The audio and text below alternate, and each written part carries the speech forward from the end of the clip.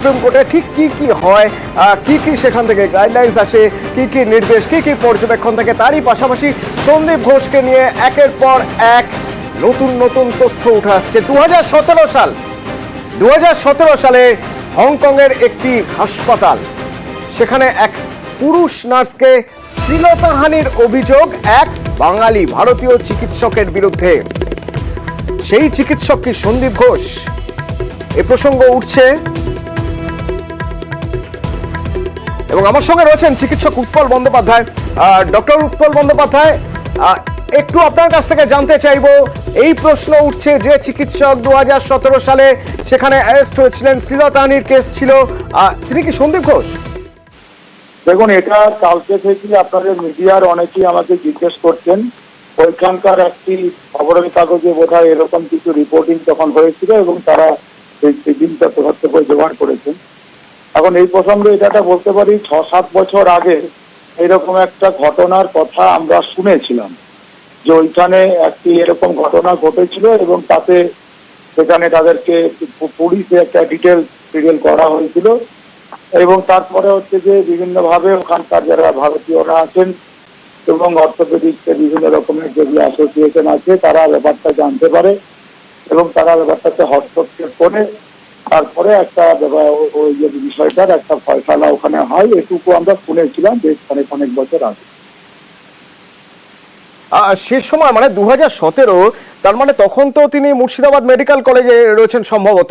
তো সেই সময় কোনো কি ধরনের কাজে বা কেন গিয়েছিলেন, আপনি কি সেসব কিছু জানেন?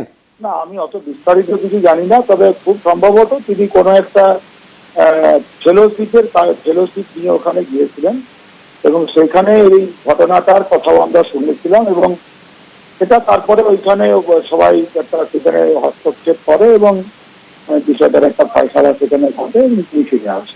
একটু নির্দিষ্ট করে বলা সম্ভব ডাক্তারবাবু যে ঠিক কি অভিযোগ ছিল তার বিরুদ্ধে বলে আপনি শুনেছেন? অভিযোগ যেরকম আমাদের খবরের কাগজে যেরকম ওরা বেরিয়েছিল যে ওইখানে কোনো একজন মেল নার্স তার বিরুদ্ধে অভিযোগ করেছিলেন যে সেখানে কোনো একটা বলে শ্লীলতাহানি বা একটা কিছু ইনডিসেন্ট কিছু একটা এরকম কিছু একটা তারা অভিযোগ করেছিলেন।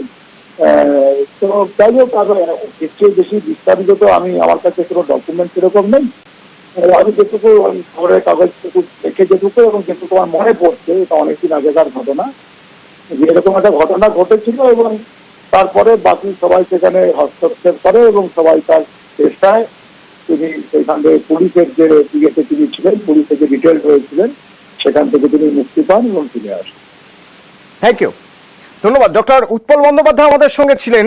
বলছেন তিনিও শুনেছেন, বিভিন্ন মহল থেকে জেনেছেন যে সাউথ চায়না মর্নিং পোস্টে 7 বছরের পুরনো একটি খবর, যে খবর সোশ্যাল মিডিয়ায় ভাইরাল, তার কারণ সেখানে শ্লীলতাহানির অভিযোগে যিনি পুলিশ হেফাজতে ছিলেন, পুলিশ যাকে নিয়েছিল তাদের হেফাজতে, তার নাম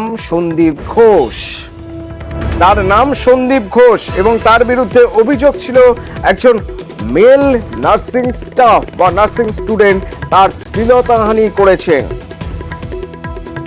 এবং কাওলিন সিটি কোর্টের ডেপুটি ম্যাজিস্ট্রেট লিডিং লাই ইনকে জবানবন্দিতে সে নার্সিং ছাত্র অভিযোগ করেছিলেন যে বছর 45-এর এই চিকিৎসক তার সঙ্গে অশালীন ব্যবহার করেছেন, অশালীন মন্তব্য করেছেন এবং ওই পোস্টের খবর অনুযায়ী ওই চিকিৎসককে হংকং পুলিশ নিজেদের হেফাজতে নেয় এবং সেখানে তাকে কয়েকদিন থাকতেও হয়েছিল।